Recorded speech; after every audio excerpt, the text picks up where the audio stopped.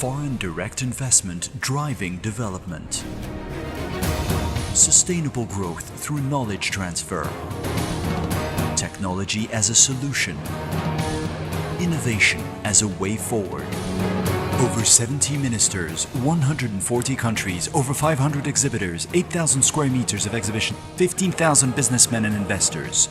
The annual investment meeting, Sustainable Development through FDI-induced innovation and technology transfer.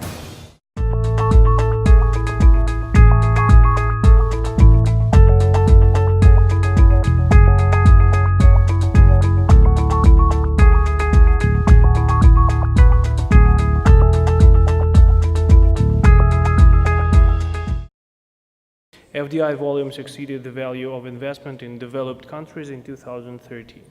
In order to attract the foreign investments which can lead to the economic growth, many countries are liberalizing their legislation.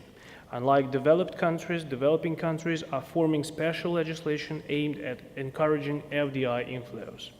Although many developing countries follow the steps of the developed countries in using indirect methods for attracting FDI, at the same time, they are actually using the direct administrative levels, participating directly in the investment process. Structure-selective industrial policies are widely used to attract investment, as well as comprehensive incentive mechanisms such as, for example, special economic zones. Most of the measures in FDI policy in 2014 were still focused on promoting investment while increasing regulatory and restrictive measures. Certain host countries have sought to prevent FDI backflow. Some home countries promote reshoring of their TNC's overseas investments. Now I would like to say a few words about the Russian experience in this process. Russia had third biggest FDI inflow in the world in 2013. Unfortunately, in 2014, this figure goes a little bit down. But at the same time, the share of FDI in Russia is only 18% of the total foreign investment during the last 13 years. In accordance with the government of the Russian Federation, pays special attention to creating all the necessary conditions for attracting foreign investment in various economic sectors. It is also necessary to create such conditions to assure investors that their investments are guaranteed by state policy, and in turn, it will enhance the credibility of the Russian economy and will help to attract foreign investment. Well, at present, the Russian economy, to our mind, has successfully adapted to the rapidly changed of late external conditions. We overcame the negative peak of so-called the bottom of the crisis in March this year, and now we are witnessing certain elements of stabilization in the Russian economy. Situation in the financial sector is stabilizing, stock market revenues are growing, ruble is strengthening. I'd like to underline that some difficulties the Russian economy is now facing are preliminary or political rather than economic nature. Of course, we can't deny that there is still a number of institutional problems, but the government actions prove to be quite fruitful and lead to further economic recovery. According to the estimated by the Russian Ministry of Economic Development, which I represent here, we consider the economic growth in our country could resume as early as in 2016. The expected GPD growth in the years of 2016-2018 will come to the positive field. Inflation in Russia has now also reached its peak, and it is highly probable that at the end of the 2015, beginning of the 2016, its rate will return to a single-digit one. Recently, the Russian Central Bank has made the decision to reduce the key interest rate, and this will also activate the economy. Now, in general, the current situation in the Russian economy has shown us the special need to address each and every investor separately using the potential of additional support tools, reorganizing existing special economic zones, creating areas of priority development of the Russian Federation. Returning to the key theme of the forum, which is foreign direct investment, I strongly believe that the ability to attract FDIs in innovation and technology transfer for securing sustainable economic development directly comes from the attractiveness of the investment climate of a country. We all know that the investment attractiveness of a country or a region depends on many factors, including natural and environmental ones, which are to a certain extent invariables that hardly ever change.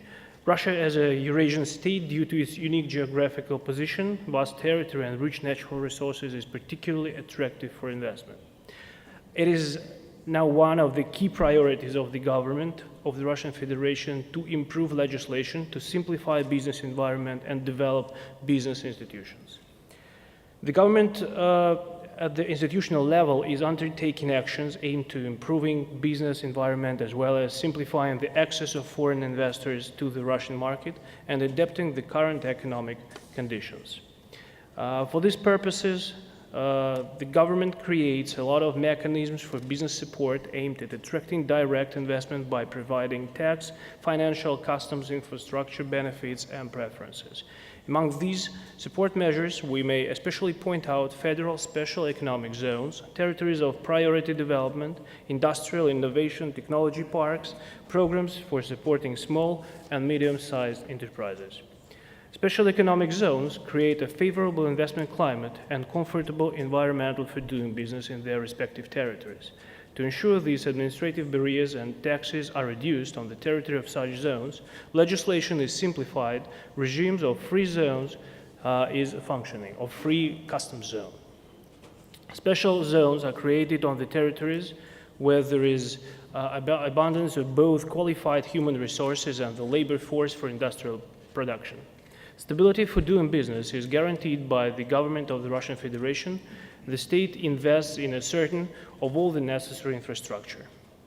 I should say that we started the project of creating the special economic zones but exactly 10 years ago. And during these 10 years, the special economic zones operating the federal budget allocated about $3 billion for their development.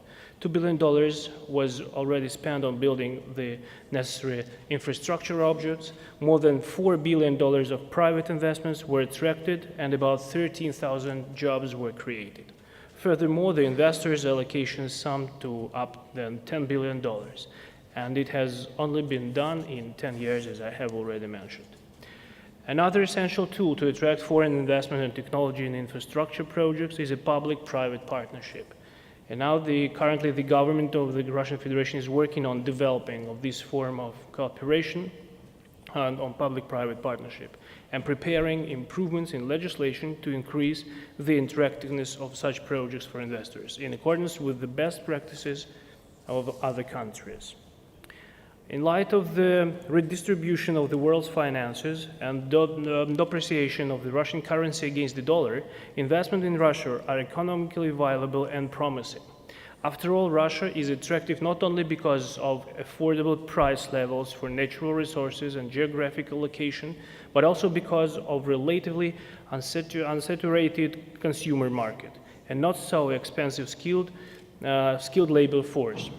Thus, the financial investment in the Russian economy can be extremely profitable. In my opinion, the simple way to integrate foreign business in the Russian market is also the acquisition of finished business or properties. It significantly reduces or even removes the input and administrative barriers. The assets can be both in private and public ownership. I'd like to underline that only the Russian Federation is a shareholder of more than 2,000 of joint stock companies and more than 70% of land, and even more property is owned by the Russian regions and municipalities.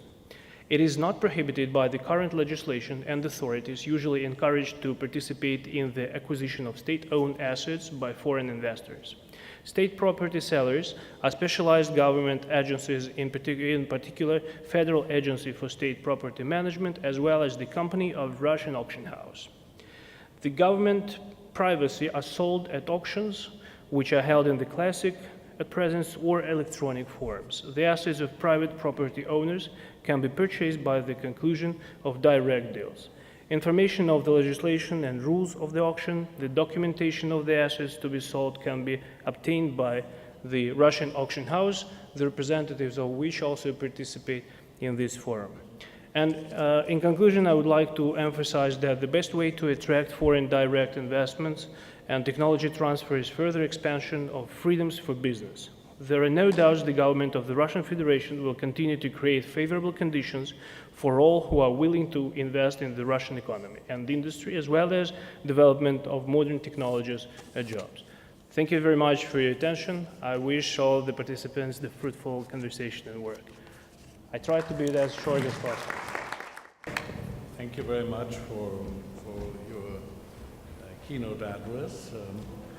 I think you did underline the importance of policies, exemplified in the case of Russia. The topic, after all, of our panel. Let me return to the broader global canvas and maybe start out by asking our panelists, and maybe Khaled could be the one who kicks off the discussion. What do you think, if you look at the world investment market as a whole during the past few years, what do you think were the most important developments there, and what are the policy implications? Khaled. Thank you, Carl. It's good to be here again, sharing the same panel with you, Carl. I think it's a very timely subject to discuss in this conference. And as the report which was announced yesterday, the Global Investment Report indicates, I think one of the major trends is the outflow investment. And in seeing that in the last few years, there is a number of trends over there where it's interesting to watch. First of all, I totally agree with the report that the multinational companies are important, for the foreign direct investment. Of course, the multinational companies around the world are responsible for about 1/3 of world production and 2/3 of world, trade movement. So they are very important. Now the trend is on the developing or emerging markets, the multinational companies in emerging markets. And in that, are trying to just shed some lights from the experience. We'll have seen some of the trends. First of all, we can see the Chinese investment in Africa as something new. Now it's probably too early to assess the effectiveness of that investment. But it seems that it's not yielding the desired effect, at least by the recipient countries. Also, some of the investment that was done, for example, in Latin America by the Chinese, I can refer to the speed train project, which was canceled, later on. That shows that, it's more than just having the right technology, to be able to invest. You have to also, to be able to invest in a different environment, not, with the same mentality that you're doing in your own country. Second trend, we see also that, especially coming from the emerging markets, that some of these multinational companies, when they do business for the first time outside, they will do business as contractors, and then after that they get into the investment. I would probably refer to the Turkish experience, for example. They do, for example, Central Asia and Africa. They've done some construction project, but then after spending 2-3 years in the countries, they become accustomed to it and they start to invest themselves. I've seen this on not only the construction, but also in other sectors. So this is important trend to see. And then probably later on I will come to the, why we're not seeing much more of that. But, just to continue with that. I think a third one, I probably would refer to the investment from Angola to Portugal.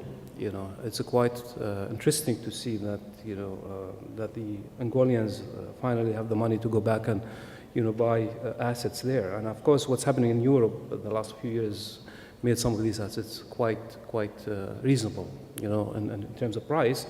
Question is that, do you understand what you buy? That's the main question, and it's remain to see, the effect of this trend going forward.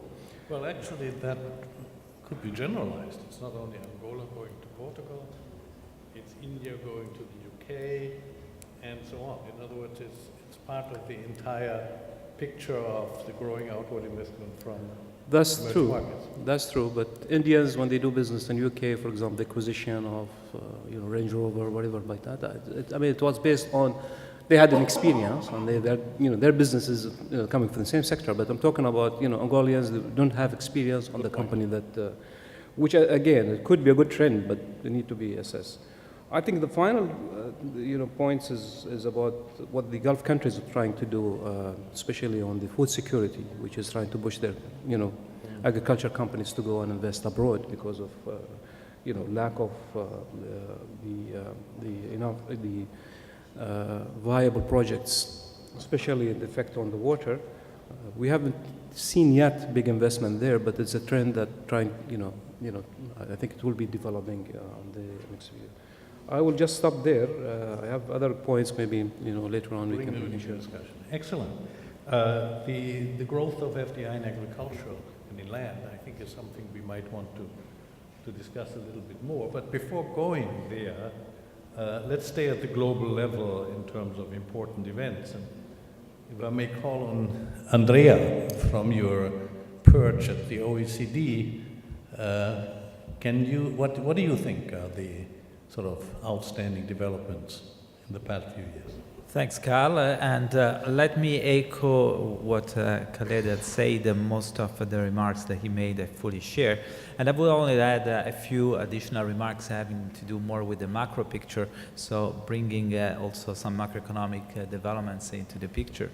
And from this point of view, we have to recognize the fact that investment remains pretty low at this time in the recovery that started, but still is dragged down by the very fact that investment is low, so job creation is much lower than it should be or it could be.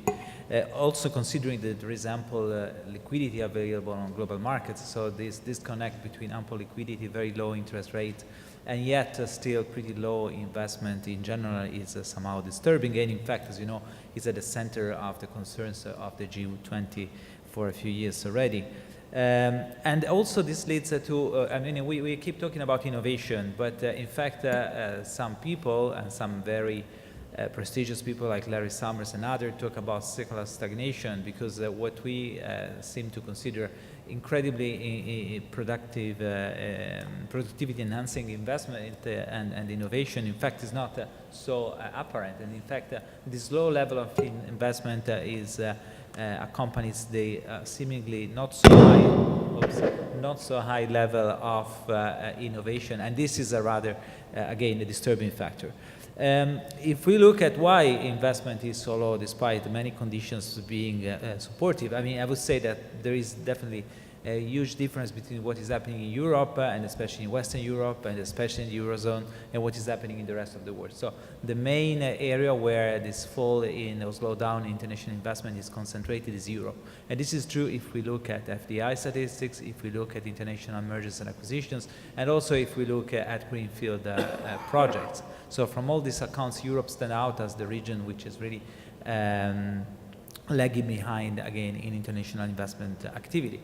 This is changing, I would say, because if we take a more positive note, I think that what has happened over the past few months is, it seems to me, it's positive. In a country where I come from originally, even if I've lived in Paris for many years, but which is Italy, only in the past 6-7 days there have been two very important deals. First, the ChemChina acquisition of Pirelli last week, which is very important because that's an iconic brand, a high performance sole supplier of Formula One tires, bought by a Chinese upcoming producer. And just yesterday, the Hughes Net-a-Porter merger in e-commerce again. So it's clear that things are happening. China, I think, is the other big thing, because of course all emerging economies are increasingly active on the global investment scene. And the example that Khalid gave are very poignant, but still it's mainly a China, if not dominated, but at least a China-driven story. I think one has to be cautious, because if one looks at the FDI statistics, one has this idea that by now 50% of global FDI or 40% of global FDI comes and goes to developing countries, emerging economies. If one looks at international mergers and acquisitions, the story is slightly different, and it is different because, as we know, there are big problems with FDI statistics, with the round-tripping, which is particularly important in the case of India with Hong Kong, but also China with Mauritius, Brazil with the Cayman Islands. So many countries that are affected by this, and this somehow distorted the picture. So it's important to be a bit cautious when drawing big conclusions from data that are not always good. And this is important for policymakers, definitely. And, could I ask you on the question of the decline of investment flows last year, as you said, in the wake of the crisis, there had been a substantial decline. What would you predict? Don't ask me on what basis, and I won't ask you. What do you predict will be investment flows, let's say 5 years from now? They are 1.3 trillion last year. Yeah. Well, don't worry, this is a prediction made on the basis of my crystal ball, so of course it's not methodologically very sound, but I would say that there are increasing signals that thanks to the QE in Europe, thanks to the acceleration of structural reforms in a number of laggard countries like France with the loi Macron or Italy with the new government, there are signals that the recovery is finally taking over. And because obviously the main determinant of international investment or investment in general is growth prospect, and with the growth prospects improving, I would say that over the next 5 years one can expect again an acceleration. Does anybody else have any predictions? Do you want to put a figure to your acceleration? I wouldn't put any figure, but I think that on the basis of past trends, usually the multiplier is higher than 1. So if growth returns at the global level, and especially in Europe and the OECD countries, to levels close to 2%, one can expect a multiplier in terms of the growth of FDI. Anna, you are an independent university professor. Do you want to put a figure? 5 years from now? Well, I'm not an expert in futurology, but no, I very much share the position of Andrea. You know, I would expect probably to go back to the 2007 level, but that's which is 2 without trillion. any 2 trillion, but I don't have any scientific basis really for that. The reason I'm asking, I want to get a feeling of the trend. Where are we going to go? Anybody else? Ravi, you venture a guess? I forgot to bring my crystal ball. Right. But take this here. I don't know. You know, sometimes when I'm pessimistic, I feel that the 2007 peak will be hard to catch up with for a long time. I think time defined in terms of 5 months? Or? No. Even 5 years, I'm not sure that we might catch up. The reason is that I think there are structural trends in the developed countries, particularly demographic trends, and increasing inequality within individual countries that suggests that the growth in demand will not be as robust as it has been in the past. So, now of course, FDI flows are not entirely dependent only on growth. I mean, you can have firms acquiring other firms in an environment of slow growth as well. So industries may consolidate, companies may consolidate, and that may lead to FDI of a defensive sort as opposed to the offensive sort. So I'm less optimistic about the macro environment than some others. Are Japanese companies going to invest more abroad 5 years from now than now? No, I think it's a little bit difficult for the Japanese economic situation because now is a recovery by Abenomics. So Japanese company wants to invest abroad, but it's depends on the sectors. So energy sectors, oil sector, for the Japanese companies, it's okay, but other sectors now still a little bit, going on. Everybody is very cautious. I will not be cautious. I will say 5 years from now, we will be around $2.5 trillion. Don't ask me how I arrive at that figure, but it will be higher than 2007, which was $2 trillion. And the reason that I'm saying what I'm saying is that I expect an increasing trend in terms of outward foreign direct investment, not only from developed countries where wages are high and companies have to invest abroad, but also for emerging markets. And I'm thinking about a base figure, which is that foreign direct investment as a percentage of total investment worldwide is about 10%. Now, if you look at a country like the UK a few years ago, foreign investment in the UK was 20%. In some countries, it's 50%. In some countries, it's over 100%, in other words, higher than domestic investment. So there is no ceiling for foreign direct investment. If anything, I could see all sorts of potential for foreign investment to grow quite rapidly. But of course, it all depends on a number of basic factors, including economic growth and the normal investment determinants. But I think the sense, which at least one gets from the panel, is that we won't expect a further decline.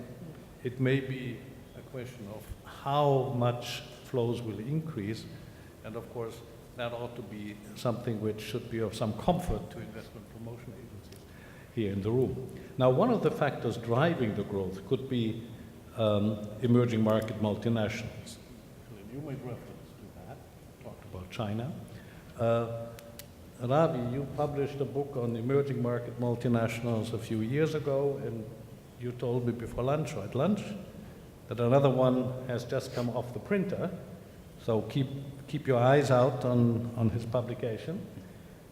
What is the implications of the rise of multinationals based in emerging markets? Well, a couple of different ways one can look at this. One is looking at the level of the firm itself.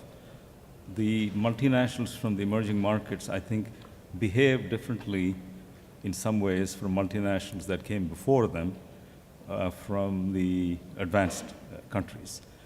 And those differences, I think, have some economic and social consequences. Can you point out one or two of these differences, please?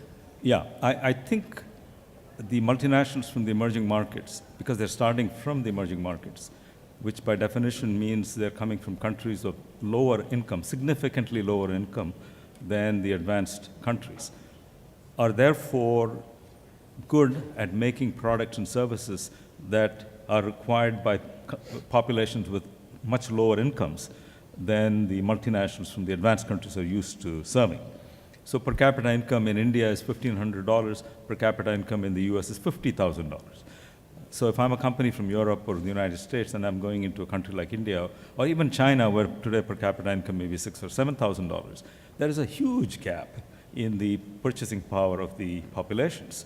And this is one reason why Western multinationals have difficulty penetrating and cracking the market in the emerging markets. They do well at the top of the economic pyramid. There is a thin slice of the population, maybe 10% of the population, that maybe even has 20% or 25% of the purchasing power, but the vast market is the middle market, where the middle class exists. And that might be 50% of the market, which they're just not able to compete in because their products are too expensive. Ravi, the implication of what you're saying seems to be that emerging market multinationals expand primarily and perhaps even overwhelmingly into other emerging markets, but in reality, they have been investing, and quite heavily so, and increasingly so, in the developed market. Right. So your question is, why would they do that if their capabilities are in serving the... because I think there is an interesting race going on between the Western multinationals and the emerging market multinationals. And it's a learning race. And each is trying to learn something it's not good at, but the other is good at. So the companies from the emerging markets are good at making products ultra low cost. Call that a capabilities in production, capabilities in low cost innovation, a whole set of capabilities that allow them to make products at about 10% of the prices at which those same products might be sold in the advanced countries. But what they are lacking in is cutting-edge technology. And if they want to move up, which they all want to do, because they're starting with the good enough products aimed at the middle market, they aspire to move up to the higher margin products and higher technology products. So they are trying to acquire technology and capabilities that they can add to their low-cost capabilities. Meanwhile, the multinationals from the advanced countries have high-quality, expensive products, but they don't know how to make them ultra-low cost. So they are struggling and trying to learn by entering into emerging markets and being forced to compete with these local firms. they are learning how to make things for much lower cost than before. So that explains for me why firms from the emerging markets would invest in the advanced countries, because they look at what I call competency holes.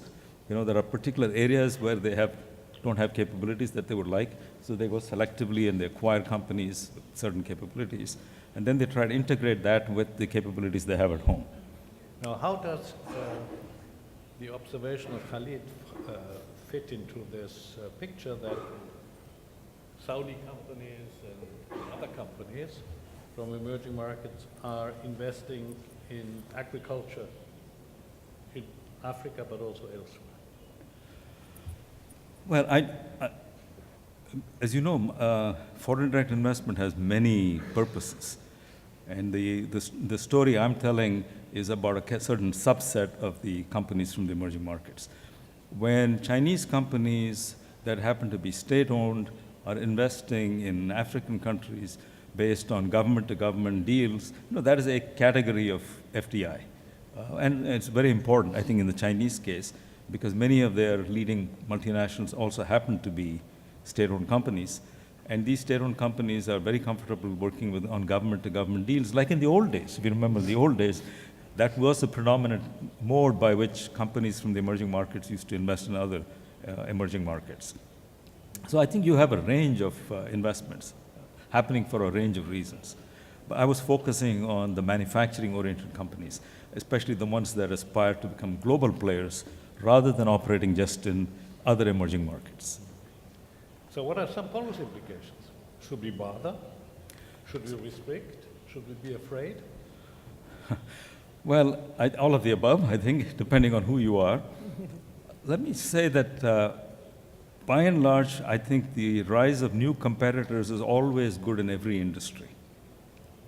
And I think the emerging market multinationals are shaking up some oligopolies, global oligopolies. So, if Emirates becomes a competitive airline that comes and shakes up some airline oligopolies, I think it's good for consumers. That doesn't mean that all the competition is always fair, and as you said, competitive neutrality is not always maintained, and therefore one has to certainly consider that aspect. But the emerging market firms are also doing a service to the developed countries in many mature industries. If you think about industries like steel, cement, beverages, even now some low-end consumer electronics, now increasingly in the automotive sector, these industries are all starting to have been or becoming mature in the advanced countries. And the capacity of companies from the emerging markets to operate with low cost and very efficient production methods actually is helping to restructure these industries even in the advanced countries. So I think they play a constructive role in that sense.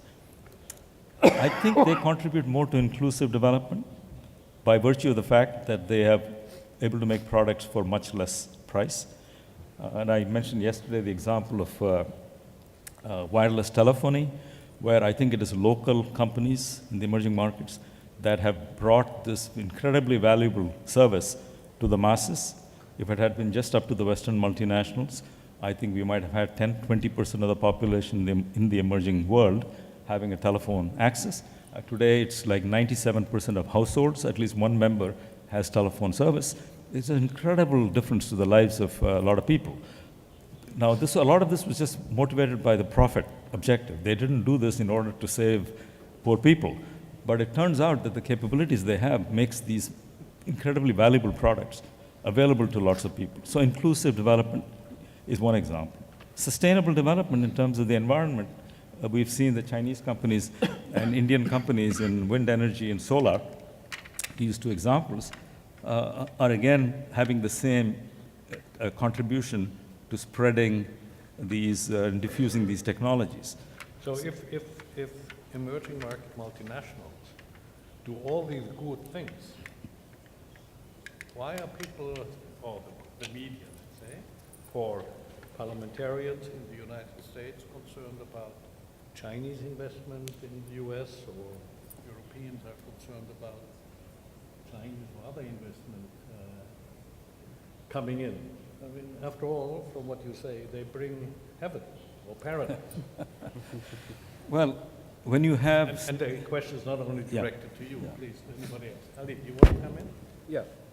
I think it's important to distinguish between this emerging trend, multinationals from developing countries, with the more established ones in the Western world. And Western world it's multinationals operate, and the value chain is multi-countries. Still, in the case of emerging markets, it's only outflow country and recipient country. So we're not seeing yet having the that value chain or investing on different, because in Western multinationals, they can invest in one country, but the market's in another country. We have not yet seen this. It's just like going from one country, outflow countries to the recipient countries. I think it comes with the time that they will develop, and I think with the times also they start to understand the importance of operating from one country to another country. For example, if I want to be in Nigeria today, to invest in Nigeria, I have to probably have a very strong risk management, and I have to spend a lot on my projects. However, if it's a consumer finance, if I can establish a cross-border in Benin, for example, it could resolve some of the issues that I will be facing if I invest directly on Nigeria. For example, in Central Asia right now, Russian issue right now. You can still invest in Kazakhstan, and you are acting like you're investing in Russia because the custom union. So I think that will come with the time. It's not easy, and of course, as you were saying, shaking up the usual model, or that is not probably welcomed from the Western multinationals. For example, the food security initiative, it was projected in the media as land grabbing by the GCC countries. Was not seen like it's an additional investment that to add value to recipient countries. The value addition is still, unfortunately, very, very small in most of the cases that we have seen on the Western investment.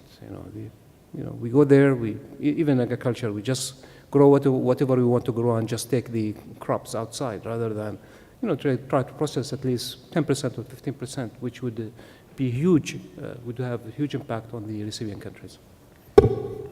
Yes. I would like to add 3 brief notes. So one of the things that, following up on what Khaled has just said, and probably we didn't explore that at the beginning when speaking about the trends, this rise in the importance of global value chains and the conceptual and practical changes that it brings to the way we see FDI, and indeed that we also may anticipate the evolution of other entry modes, because one of the things is that a lot of these companies that enter in value chains do not use FDI as their paramount entry mode and rely on non-equity. Also, Khaled has mentioned the issue that many companies enter via contractual forms. Well, I share with you that this is the case in a lot of situations, in many situations, but there are many others in which is not the case, that they go directly to major FDI operations through major mergers and acquisitions.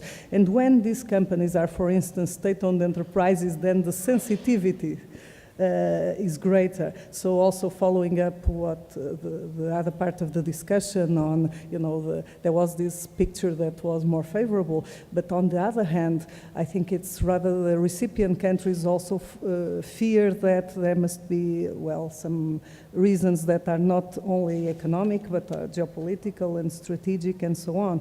And when emerging market firms that were not, big players in the world FDI scene buy emblematic companies in some countries, especially in developed countries, then this makes several, sensitivities arise. The other issue I would like to add on has to do with something that Andrea mentioned.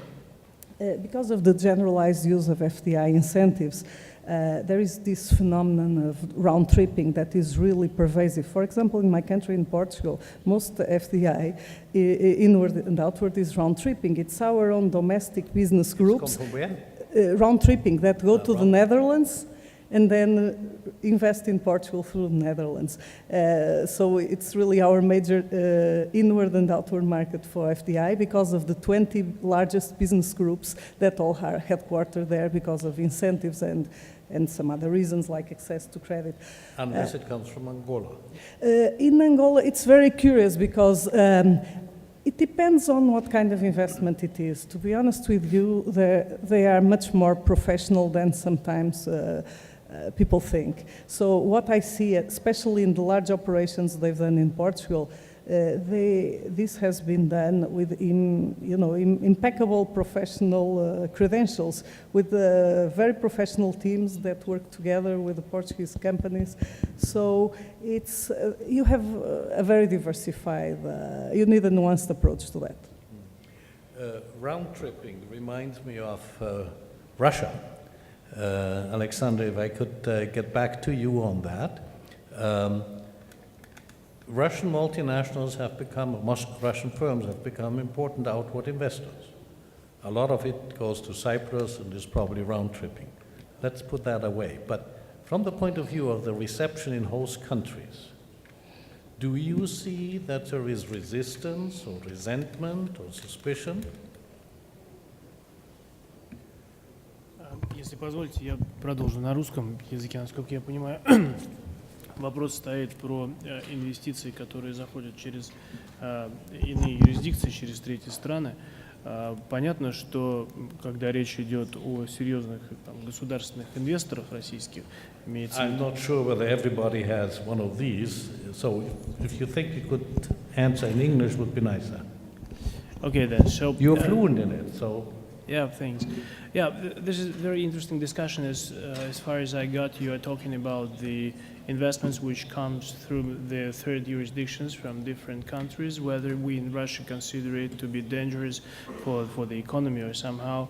Well, yeah, when we are talking about the state companies or with a big participation of the state, sure, I think that we are now thinking about reorganizing and asking them to look at the reorganizing of the structure of their business so that to return the investments to the Russian jurisdiction.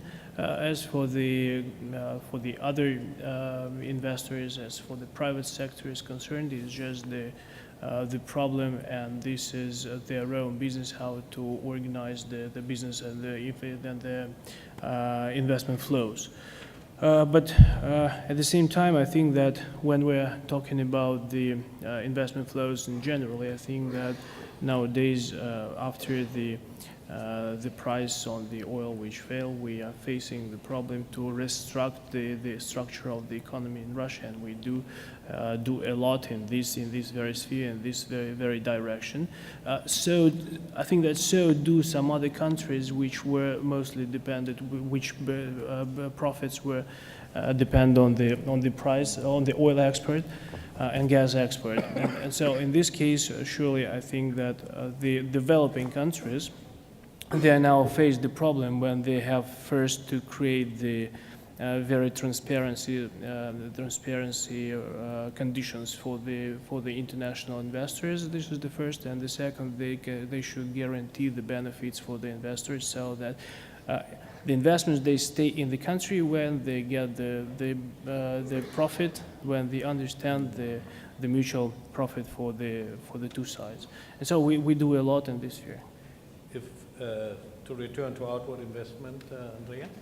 Yeah, I think as others have said already, it's not all the emerging market multinationals are equal, and in particular, state-owned enterprises may be the source of some concerns because of the perception, on the one hand, the perception that they invest overseas on non-commercial grounds, but also because of the lack of transparency that sometimes characterize them. And this is why we think at OECD that the dialogue is important to put together authorities and policymakers, and of course the businesses from both host and the recipient countries.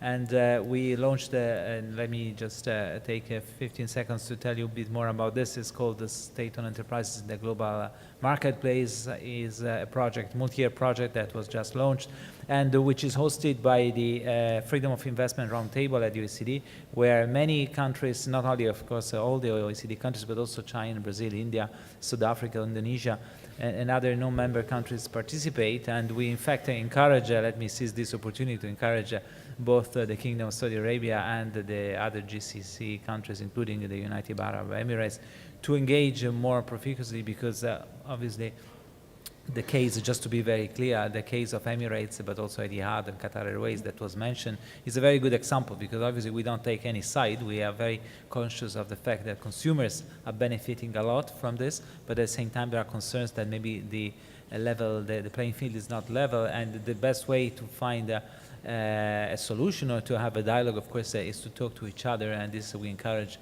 authorities also from UAE to participate in this.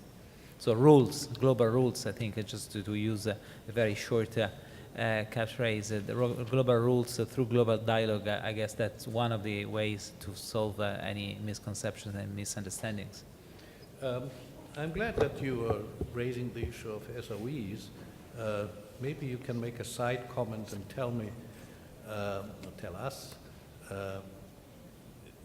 you made the point that one of the suspicions surrounding SOEs is lack of transparency. I was just wondering whether you think that hedge funds and private equity funds, which are much more important in outward investment, are really much more transparent than SOEs.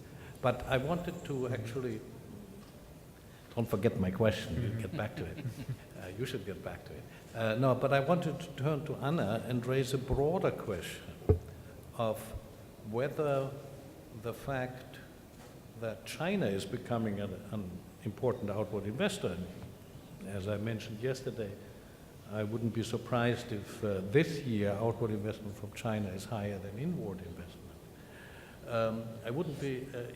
I'm wondering whether the fact that China is actually supporting its outward investors, 80% of which, in terms of value, outward investment, is being done by state-owned enterprises,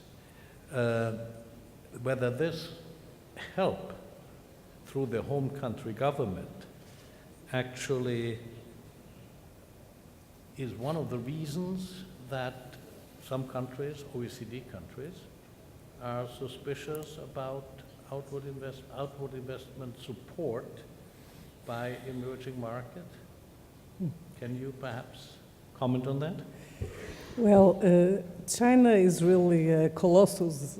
By its very dimension, of course, it's taken to be like sort of the symbol of the prowess of outward FDI by emerging markets. But I would say that there is a there are very different points of view among different countries. For example, in the country where I come from, in Portugal, Chinese investment has been really very, very welcome.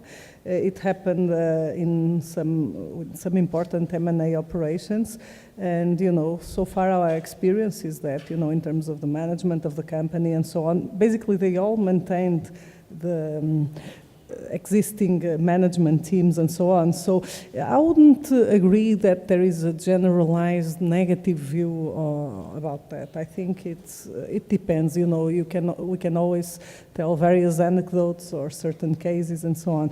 But China, one of the important things is about the sheer dimension and financial power of these gigantic companies. And I think especially for some countries that have been used to being the protagonists and just outward investors, having this reality in their own backyard, then it sort of changes a bit the perspective and brings some fears. But the broader question would be, why do countries, and it's not China, it's all developed countries, why do they support their outward investors? I'm reminded of the question yesterday in the Global Leaders debate by the Jordanian delegate saying, if I understood him correctly, I couldn't sell a policy to support outward investment from Jordan to my government. Why would government support, everybody understands why you support inward investment or try to attract it. Why would a government want to support outward investment? Well, I think there are mainly two reasons, you know. One is, I would say it's the main reason, economic reasons, you know, efficiency reasons, we can talk a little bit about that. And the other is a more political oriented sort of reason, and the fact that some countries react negatively to some of these operations has to do, I think, with the fear of investment by more the political motivation, because they fear that probably countries may want to assert their power through these investments and take a very important share of some of their so-called strategic sectors. Of course, this is a whole Pandora's box. What are these sectors? So I don't want to dwell on that. But when these investments occur in energy, mining, raw materials, and so on, or land, agriculture, then this reaches a certain level of sensitivity, utilities, and so on. For economic reasons, in short, it's the enhancement of the competitiveness in the long term of their domestic companies. And, you know, before there was a very negative, as we all know, sort of outlook or standpoint about outward investment, this whole debate on exporting jobs. But now we are seeing that the situation has changed dramatically.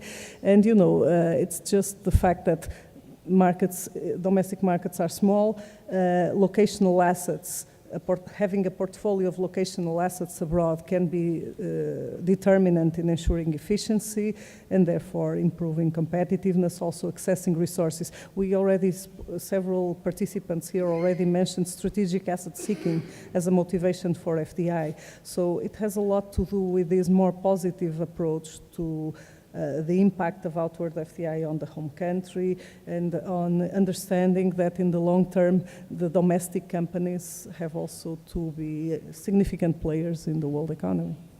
Rupert, you want to come in, Rupert? Yeah, I'd just like to compliment. I guess also it has to do with access to technology, and also in certain, markets, then to get access to the trading blocks is very important as well. And also, it's differentiating your product. That's to do with the marketing. Why made in China? Why not made in Portugal? But the same product, the same company, but it's made in Portugal. You see an example? Very good. I want to pick up on something that Andrea said in the context of the OECD work, global rules. Since we are talking about not only national policies, but also international policies, what do you think are some of the international policy challenges that we face and that may be relevant also for national policymakers? Well, let me go back first of all to what you said before. I just want to give the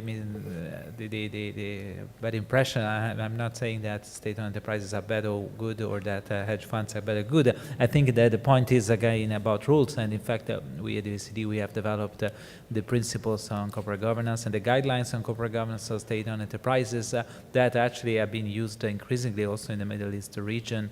Is the OECD working on principles of corporate governance for hedge funds and private equity funds? No, but the corporate governance. No? No, but the corporate governance principles apply also to any kind of company, so that especially listed companies. So of course, as far as many of the private equity funds are listed, of course they also apply to them. And but then, and in fact, the principles of the OECD on corporate governance are also recognized by the Financial Stability Board. So they have a reach which goes beyond just corporate governance of kind of traditional entities, traditional public limited companies. And that's certainly an area where, again, there is, after the crisis, it's clear that some of the ideas about the self-regulating power of markets were just wrong, and so now it's needed a better approach, which includes more attention to risk management as a principle and as a value by itself. The second area where I think that, again, the rules are necessary has to do with responsible business conduct. And again, the example of investment in agriculture is very interesting because, I mean, do not forget that in the 1940s, 1950s, 1970s yet, companies, agribusiness companies from the West were considered to be the worst perform in terms of respect for human rights, environmental rights, and then that led to a number of international instruments at the UN, but also at the OECD with the guidelines on multinational enterprises that were meant to improve the situation in that regard. So it's not, again, definitely not that land grabbing was not invented by, in this current wave of globalization, I mean, or the use of this term at least. So the concerns are more or less always the same. What is needed is to adapt the reality of international instruments in terms of what their content, but also equally important in terms of the process that leads to their adoption. So again, the importance, the OECD is always perceived to be a rich club man. Now, a rich man club now, first of all, is the rich men of the past are not as rich as they were before, and also it's a club that is increasingly open, not only to new members, but in many different forms to many countries that, again, short of becoming members, are actively engaged with the same rights and same obligations as they pertain to individual instruments. Again, the corporate governance one is a good example. So these are two examples.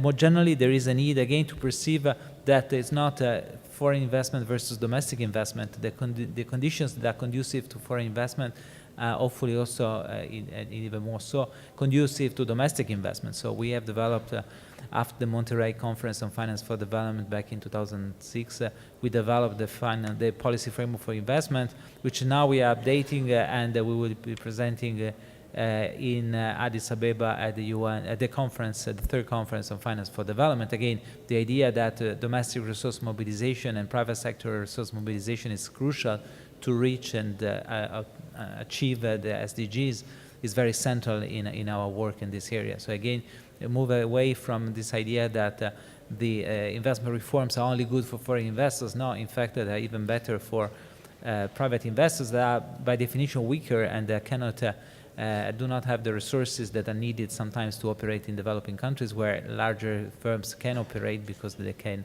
incur losses for a long time and they can find ways to operate. The smaller firms are at disadvantage. So again, competitive neutrality is also important from that point of view. Very good. Well, we are coming towards the end of our time slot. Also, having started late, perhaps we can also close a bit late. I would like to have a last round of discussion, and maybe Masayoshi could lead it off. Since we have a number of investment promotion agencies in participating in the conference and hopefully also here in the room, given our discussion this afternoon, but also what we discussed earlier today and yesterday, what are some of the implications for investment promotion agencies? What are sort of the takeaways from the point of view of an investment promotion agency that seeks to attract investment, and who knows, maybe also that seeks to help its own firms to invest abroad? Maybe you can open that, and then Rupert, maybe you can chime in. Yes, thank you, Carl. So JETRO is a Japan External Trade Organization.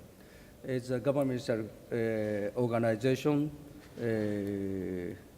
promoting trade and investment between Japan and the rest of the world. Both inward and outward? Both ways. But mainly the invest into Japan. But the JETRO is just only one IPA in Japan. So I'm not sure our role is effective or attractive or advantageous up to your decisions. So let me explain just JETRO's role, our roles. If you could abstract from that and immediately come to the point, what, if anything, that we discussed here could be relevant for your organization in terms of attracting investment to Japan, and perhaps also helping Japanese investors to go abroad?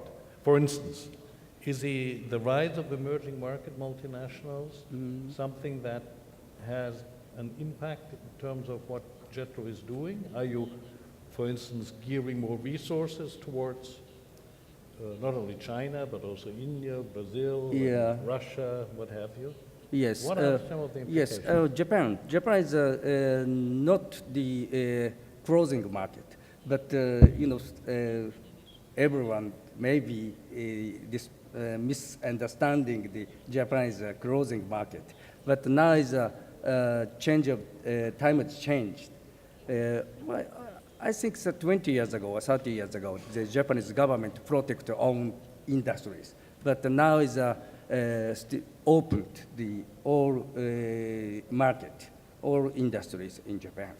So the now is a chance because the Japanese yen is relative, the against the U.S. dollars up to 30% decrease.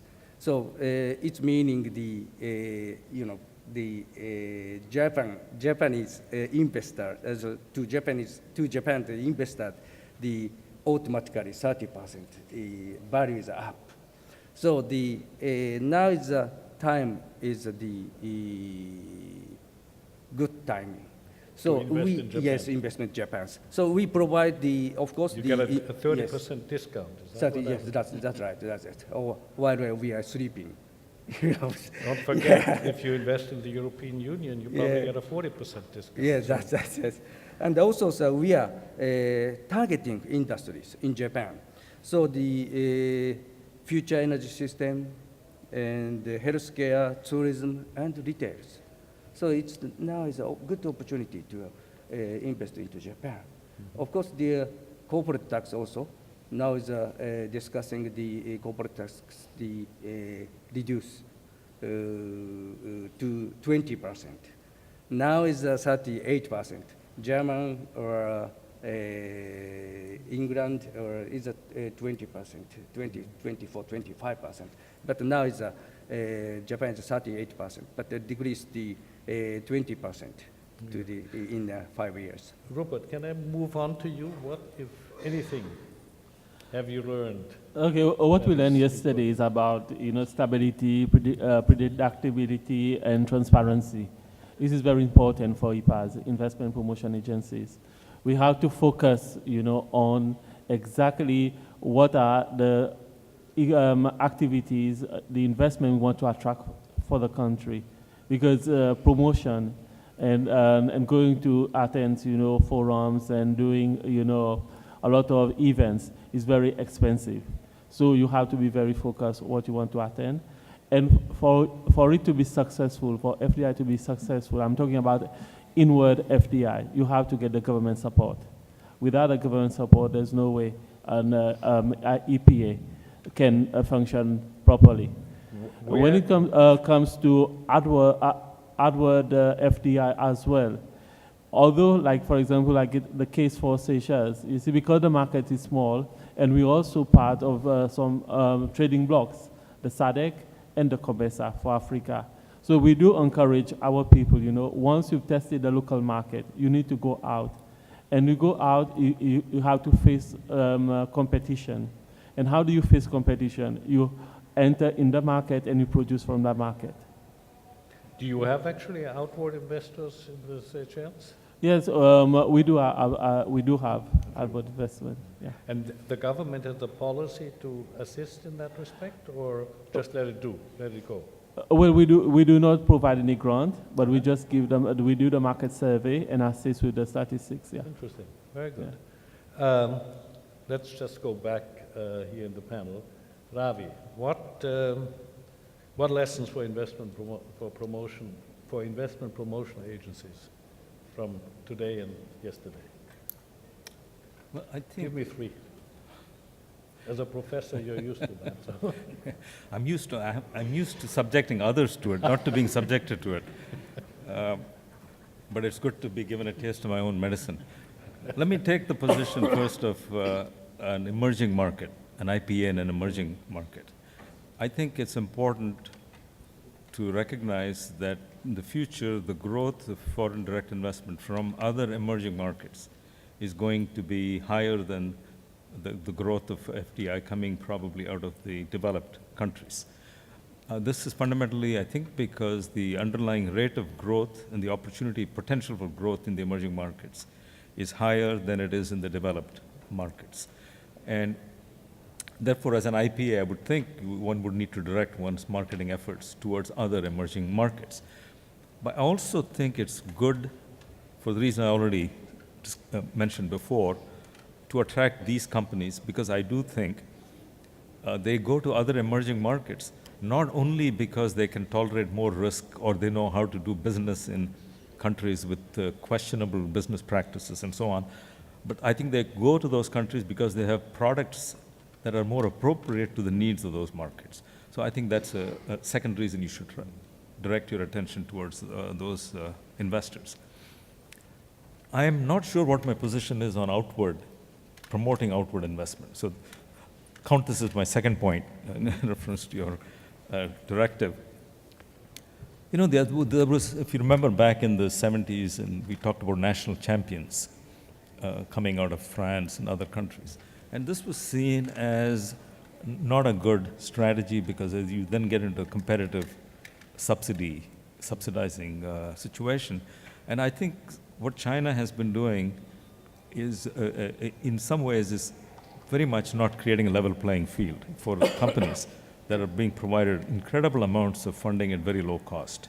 And this does not only limit itself to SOEs, because I know of one private company that's been given 25 billion euros at very low interest rates in order to go acquire other companies and so on. I think you can really question the social value of that kind of investment. So I'm a little, you know, in your study, looking at the extent to which countries are supporting outward FDI, you said China is ahead of the game and other countries are behind. I'm not sure if China is a model for others to copy. So I think we need to think about, are we unleashing something here that is going to create another source of conflict down the road? And is it even socially productive to have that kind of support to local companies to go overseas? I much prefer the Indian model where outward FDI has collapsed as the Indian economy has suffered, but these companies are going out raising money on their own, and their investments stand or fall based on the soundness of their investments. And where they have fallen, they have suffered, and they've backed off. And where it's worked, they ought to be encouraged to do more. So I'm a little ambivalent on what's the policy implications for other emerging markets. So I would leave that as a sort of a third takeaway. Thank you. Khalid, what lessons for IPAs? I think it's very important for themselves to know exactly their role. In many cases, as you know, I mean, the common theme when you talk to them, they're saying we established the one-stop shop for investors, right? And then it probably ends there. So there is no further support to investors. I mean, their success is counted on the amount of investment that's been announced, but how much of that investment actually takes place on the ground, this is something that they need to pay attention to. And I don't blame it because, you know, lack of capacity, first of all. Secondly, management usually in these are politically appointees, so it's not probably, not, you know, in fact, the most efficient management there. But also the problem of going further and having some kind of influence on the policies. For example, the number one issues for most investors is the dispute settlement mechanism.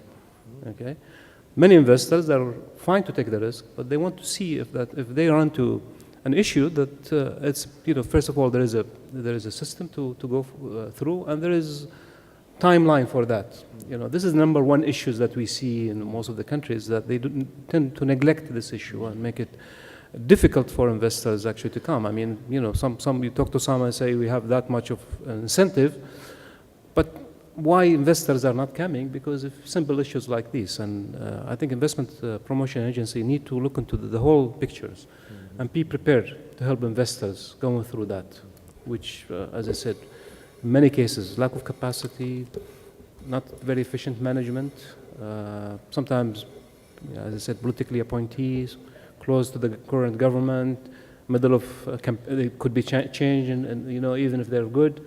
So it's, I think, you need to create an institution where it can last and can have credibility with investors, with, to carry through the mandate. I think, and I'm glad you pointed that out. I personally think that dispute prevention and dispute management at the national level, especially for IPAs, will become an increasingly important task and challenge, precisely because the potential of international arbitration that can be very, very expensive. Alexander, do you want to draw any lessons, or should we go on to Andrea? It's up to you. Okay, Andrea.